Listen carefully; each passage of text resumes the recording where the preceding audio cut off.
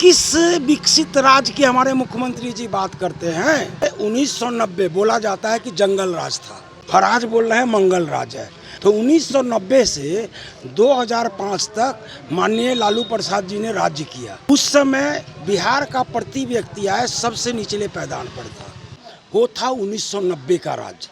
आज 2025 की राज्य है, जिसमें कहा जाता है भारत ग्लोबलाइजेशन हो गया है। और आज भी बिहार की स्थिति क्या है, कहते हैं विकसित बिहार बना दिए ना। आज भी बिहार का प्रति व्यक्ति आय पूरे भारत में सबसे निचले पैदान पर। हम पूछना चाहते हैं माननीय मुख्यमंत्री जी, विकास का मापदंड क्या है कि 20 वर्षों के बाद भी आप लोगों को 1990 का याद दिला रहे हैं। पूरा कुव्यवस्था पूरा बिहार को चौपट कर दिया गया है। मैं तो कहूँगा कि आज महाजंगल राज की राज हो चुका है। और ऐसे मुख्यमंत्री को मैं लोगों से अपनी यात्रा के द्वारा अपील करता हूँ, उखाड़ फेंकना चाहिए। आपके सेवक आपके द्वार कार्यक्रम के लास्ट दिन है, अंतिम यात्रा है आज उस कार्यक्रम का, क्या रिस्पांस मिल रहा है जनता का? देखिए, 20 नवंबर से आपका सेवक आपके द्वार पद यात्रा पूरे महनार विधानसभा में चालू हुआ, जिसमें 17 पंचायत जंदाहा प्रखंड में है और 14 पंचायत महनार प्रखंड में है। नगर पालिका जंदाहा हुआ और नगर परिषद महनार हुआ। तो ये आज अंतिम दिन है। 20 नवंबर के बाद हम लोग 3 मार्च में बैठे हुए हैं। ये सारी पद यात्रा करीब करीब 600 किलोमीटर का, पगडंडी से, खेत से, गली से, रास्ता से, बिना रास्ता से पूरे महनार विधानसभा का एक एक बस्ती घूमने का मुझे मौका मिला, जहां मैंने गरीबों, मजदूरों, मजलूमों, महादलित, दलित, अति पिछड़ा जो भी ये जो पॉलिटिकल राजनीतिक लोग जितने भी समाज में बांटे हुए हैं, कहते हैं गरीबी भगाओ, गरीबी भगाओ। हमने टोला टोला में जाकर के देखा है, इंदिरा आवास हमें सही रूप में दिखाई नहीं दिया। कहते हैं स्वच्छता अभियान चला, भारतवर्ष शौच मुक्त हो गया है, लेकिन मुझे तो महनार विधानसभा में ही शौच मुक्त दिखाई नहीं दे। मैं सही बात कर रहा हूँ और ये जांच का विषय है। सरकार चाहे तो एक एक टोला, एक एक वार्ड में जाकर के जांच कराए कि कितना आपने इंदिरा आवास दिया, कितना शौचालय दिया और धरातल पर कितना उतरा है। और जो पंचायतों का स्कूल है, चाहे आंगनबाड़ी है, स्कूलों में टीचर्स नहीं है, सिर्फ खिचड़ी खिलाया जा रहा है। शिक्षा को बर्बाद कर दिया गया है। और किस विकसित राज्य की हमारे मुख्यमंत्री जी बात करते हैं। आप याद करिए, 1990 बोला जाता है कि जंगल राज था और आज बोल रहे हैं मंगल राज है। तो 1990 से 2005 तक माननीय लालू प्रसाद जी ने राज्य किया, ठीक है। उस समय बिहार का प्रति व्यक्ति आय सबसे निचले पैदान पर था। सबसे ज़्यादा गरीबी रेखा से नीचे बसने वाली की संख्या कहाँ थी? तो बिहार में थी। सबसे कम साक्षरता दर कहाँ थी? तो बिहार में थी। सबसे कम महिला साक्षरता दर कहाँ थी? तो बिहार में थी। सबसे ज़्यादा कुपोषण का शिकार कहाँ था? तो बिहार में था। सबसे ज़्यादा अनएम्प्लॉयमेंट कहाँ था? तो बिहार में था। वो था 1990 का राज्य। आज 2025 की राज्य है, जिसमें कहा जाता है भारत ग्लोबलाइजेशन हो गया है। 5 ट्रिलियन डॉलर की इकोनॉमी होने जा रही है। और आज भी बिहार की स्थिति क्या है? मैं 2 राज्यों की कंपेयर कर रहा हूँ। एक ने 15 वर्ष किया, एक ने 25 वर्ष किया। तो 15 वर्ष जिन्होंने राज्य किया, उन्होंने दलितों, महादलितों, अति पिछड़ों, सबको, मजदूर तबका को, अकलियतों को, सबको मौका दिया कि उठिए, जागिए। आप भी इसी देश के वासी हैं, आप भी हमारे साथ कदम से कदम मिला करके चलिए और बिहार को सुधारिए। लेकिन वे पिछले 20 वर्ष में क्या हुआ कि आज भी कहते हैं विकसित बिहार बना दिए ना। आज भी बिहार का प्रति व्यक्ति आय पूरे भारत में सबसे निचले पायदान पर, कुपोषण का शिकार सबसे ज़्यादा बिहार में, गरीबी रेखा से नीचे बसने वालों की संख्या ये तो नीतीश जी की जातीय जनगणना में आ चुकी है, मैं नहीं बोल रहा हूँ, और नीति आयोग का भी रिपोर्ट है। शिक्षा स्तर पूरे बिहार में, पूरे भारतवर्ष में सबसे कम, और सबसे बड़ी बात, सबसे ज़्यादा पलायन अगर किसी राज्य से है तो बिहार से है। तो हम पूछना चाहते हैं माननीय मुख्यमंत्री जी, विकास का मापदंड क्या है, और आज भी ऐसा क्या हो गया है कि 20 वर्षों के बाद भी आप लोगों को 1990 का याद दिला रहे हैं। देखिए, युग आता है जाता है, परिवर्तन संसार का नियम है, परिवर्तन होते रहा है, परिवर्तन होते रहेगा।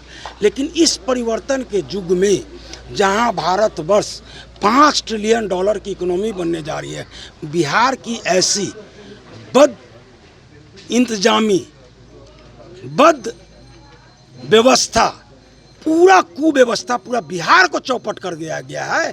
मैं तो कहूँगा कि आज महाजंगल राज की राज हो चुका है, और ऐसे मुख्यमंत्री को मैं लोगों से अपनी यात्रा के द्वारा अपील करता हूँ, उखाड़ फेंकना चाहिए। क्या लग रहा है इस सब चीज़ों से दूर कौन कर सकता है? जनता करेगी, जनता जागरूक है। अब बिहार की जनता इस बार सब देख रही है, किसी के झांसे में आने वाली नहीं है, जुमलों के झांसे में आने वाली नहीं है। नीतीश कुमार के ऊपर आपने कटाक्ष किया, क्या लग रहा है तेजस्वी यादव इस बार बिहार के कमान संभाल सकते हैं? देखिए, को बात सुनिए कि लोकतंत्र क्या है, लोकतंत्र किसको कहते हैं, और क्यों ये 5 वर्ष में चुनाव होता है जी? 5 वर्ष में चुनाव इसीलिए होता है कि अगर 5 वर्ष हमने आपको मौका दिया और आपने क्या किया, हमको अगर सही नहीं लगा तो 5 वर्ष के बाद हमको उलट के फेंक देंगे।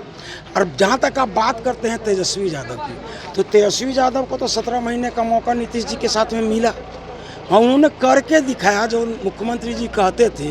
कहाँ से ही नौकरी लाएगा, अपन बाप दादा के यहाँ से लाएगा क्या?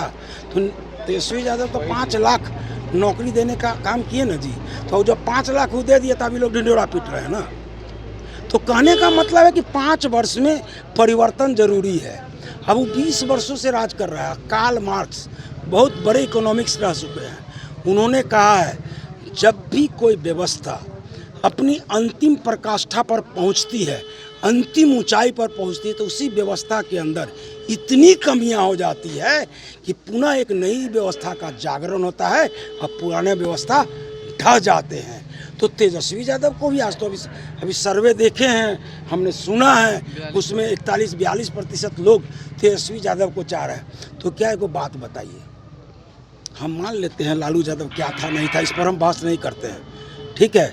वाल्मीकि जी क्या थे, हैं?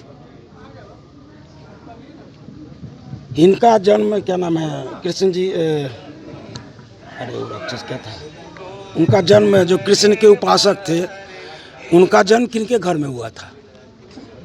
तो कहने का मतलब है बाप ने अगर गलती की है तो बेटा भी वही गलती करेगा, ऐसा कोई ज़रूरी नहीं है। और आज क्या दरकार पड़ गया है कि नीतीश, हाँ प्रहलाद जी का हाथ पर जन्म हुआ था, और आज क्या दरकार पड़ गया है कि निशांत कुमार को भी राजनीति में लाने की बात हो रही है। ये कहाँ से दरकार हो गया? क्या लग रहा है सर, अगर तेजस्वी की सरकार अगर आती है तो क्या तेजस्वी युवा की बात करेंगे?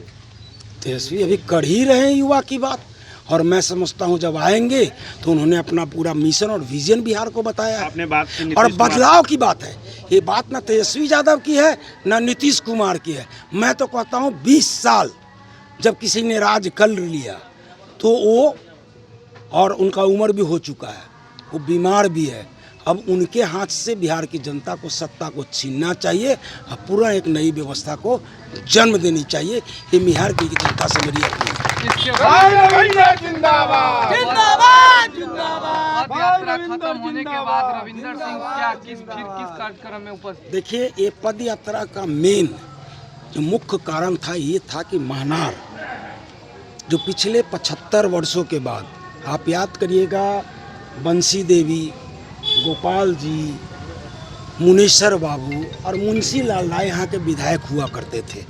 उसके बाद 2000 के बाद बिहार लगातार, महनार जो मैं बात कर रहा हूँ, शिक्षा को चौपट कर दिया गया। जितने भी विधायक बने सिर्फ एक काम में लग गए। बीडीओ, सीईओ, एसडीओ, एमओ, थाना प्रभारी, सबसे कमीशन चाहिए। डीईओ, सबका परसेंटेज फिक्स है। मनार की जनता की तरफ किसी का भी कोई ध्यान नहीं है।